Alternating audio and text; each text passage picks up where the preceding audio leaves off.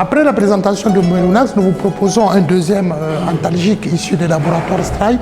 Il s'agit de Strimol Extra. Strimol Extra, qu'est-ce que c'est? C'est un antalgique d'action centrale préconisé pour apporter plus de soulagement chez vos patients souffrant de maux de tête et de migraines, de courbatures, de fièvre, de douleurs dentaires et de dysfonctionnement et de dysménorrhée primaire. Alors, contre la douleur et la fièvre, Strimol Extra, c'est l'association d'acétaminophène et de caféine, deux molécules connues pour leur activité antalgique et qui vont développer en synergie d'action une extrême puissance pour plus de soulagement. Nous verrons comment et pourquoi. Tout d'abord, quels sont les bénéfices patients qu'apporte Strimol Extra aux malades souffrants?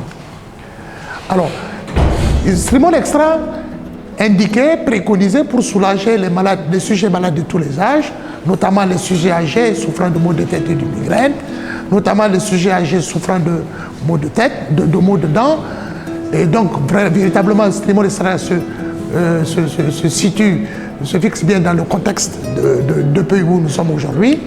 Mais Strimol Extra, préconisé pour soulager les malades souffrant de maux de tête et de migraine, de courbatures, de fièvre, de douleurs dentaires, de dysménorrhée primaire également. Et par quel mécanisme d'action Strimol Extra va-t-il soulager tous ces patients? Eh bien, par l'association synergique de acétaminophène plus caféine. Donc, il va y avoir une association de l'activité antalgique de l'acétaminophène et de la caféine pour développer, apporter un soulagement plus efficient, estimé à 40% d'augmentation de soulagement sous cette association par rapport au paracétamol utilisé seul. Alors, premier mécanisme d'action, imputable à l'acétaminophène. La définition première veut que l'acétaminophène ou le paracétamol est un dérivé du paradigmine présentant des propriétés analgésiques et antipyrétiques. Son effet antipyrétique peut s'expliquer par inhibition des cyclooxygénases au niveau du cerveau. L'acétaminophène est un faible inhibiteur de la synthèse de l'isoenzyme COX-1, source LCP-ANSM. Deuxième définition de l'acétaminophène veut que l'acétaminophène se fixe sur l'isoenzyme ou l'isoforme COX-3 située au niveau du cerveau. Source Vidal, étude de Jean-Marie Vaugeois et de Jean-Marie Constantin de l'Université de Rouen en France. Source aussi, résumé caractéristique du produit. Alors, pour bien comprendre, cerner les mécanismes d'action de Strimol Extra, nous allons partir du schéma de la cascade des médiateurs de l'inflammation, que voici, avec comme point central l'acide arachidonique qui apparaît comme le précurseur unique des deux voies de l'inflammation. On a une série de produits anti-inflammatoires. Les corticoïdes agissent sur l'inflammation en inhibant la phospholipase A2. Les AINS classiques agissent sur l'inflammation en inhibant la cyclooxygénase, l'enzyme cyclooxygénase. Quant aux antileucotriennes, ils vont agir sur l'inflammation en inhibant l'hypooxygénase. Ce qui va nous intéresser aujourd'hui, c'est l'activité sur la cyclooxygénase de par le mécanisme d'action du Strimol Extra, voire même du Melonax. Comment cela va se faire? Lors de la transformation de l'acide arachidonique en prostaglandine, elle va se faire par le truchement de la cyclooxygénase. Pour assurer cette synthèse, la cyclooxygénase va se décomposer en trois isoenzymes, COX-1, COX-2 et COX-3. En vérité, c'est le COX-2, c'est l'isoenzyme COX-2 qui constitue le site de l'inflammation et potentialise le phénomène inflammatoire, puisque la prostaglandine sont issus responsables de la douleur et de l'odeur. Quant à l'isoenzyme COX-1, c'est la fixation de la molécule sur des AINS classiques sur les isoenzymes COX-1 qui sont responsables des effets délétères dont on incrimine habituellement les ANS au niveau de effets délétères au niveau de l'estomac, des reins, de l'endothélium, des plaquettes, de l'hémostatique. S'agissant de l'isoenzyme COX-3, on ne lui connaît pas de rôle avéré, prouvé au niveau de l'inflammation. Eh bien, c'est sur cet isoenzyme COX-3 là que l'acétaminophène va se fixer. Parce que l'isoenzyme COX-1 est situé au niveau du cerveau.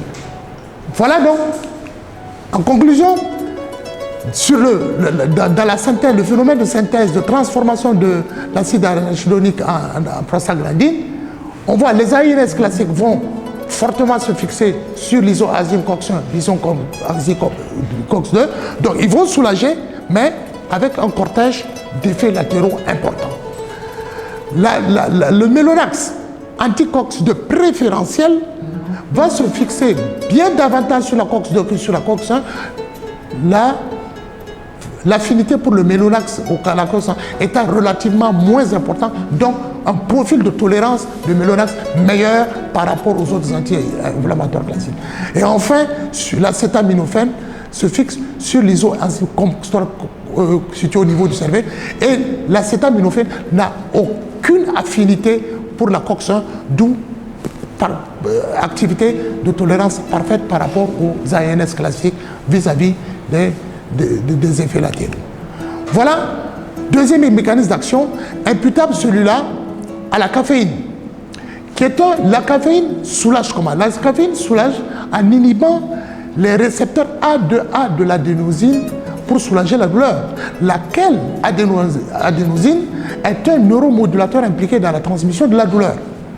Le stimol extra, de par la caféine, agit en synergie d'action avec l'acétaminophène pour accroître de 40% environ l'effet antidouleur que si on utilise seulement le paracétamol tout seul. Donc 40% de soulagement supplémentaire, c'est bon à prendre. Okay? Source Vidal, mise à jour du 22 janvier 2019 et étude de Jean-Marie Vaugeot et Jean-Marie Constantin. Le stimol, enfin, le stimol extra, toujours du fait de la caféine qu'il contient, est une substance active qui se fixe sur les récepteurs centraux du cerveau pour combattre la somnolence et la fatigue. On voit dans les affiches publicitaires concernant une certaine marque de café, le café, la marque je ne le cite pas, éveille les sens. Eh bien, c'est du fait de cette affinité, de cette fixation sur les récepteurs, les substances, c'est une psychoactive sur les récepteurs centraux, le centre de l'éveil, qui va permettre de favoriser, de lutter contre la somnolence et la fatigue. Voilà les sources bibliographiques dont nous nous sommes inspirés pour faire cette présentation. Maintenant, quelles caractéristiques pharmacocinétiques? Parce que soulagement plus rapide, parce que la concentration sérique maximale de l'acétaminophène est atteinte au bout de 36 minutes. Donc, début de soulagement, c'est déjà perceptible à la 30e minute. Soulagement plus durable parce que la demi-vie de l'élimination est de 2 heures environ. Donc, les prises, on va répéter en cas de besoin la prise de Stimol extra toutes les 4 heures maximum. Indication, Stimol extra soulage de la douleur et de la fièvre, des maux de tête et des migraines, pour des courbatures, des douleurs dentaires, des névralgies, des dysménorrhées primaires, des douleurs rhumatismales. Contre-indication, hypersensibilité à l'acétaminophène et à la caféine, insuffisance hépatique, grossesse et allaitement. Posologie, 1 à 2 comprimés de Stimol extra, c'est selon 3 fois par jour chez les adultes et les enfants de plus de 12 ans. Alors, prix environ 2000 francs la boîte de 20 comprimés. Voilà, en conclusion, Stimol extra, l'antalgique d'action centrale de premier niveau, impliqué pour plus de soulagement en cas de maux de tête, de courbatures, de fièvre, de douleurs dentaires, et c'est tous les sujets malades, les sujets âgés malades après leur chute. Voilà, mesdames, mesdemoiselles et messieurs, la proposition que nous venons vous faire à propos du Stimol extra. Je vous remercie.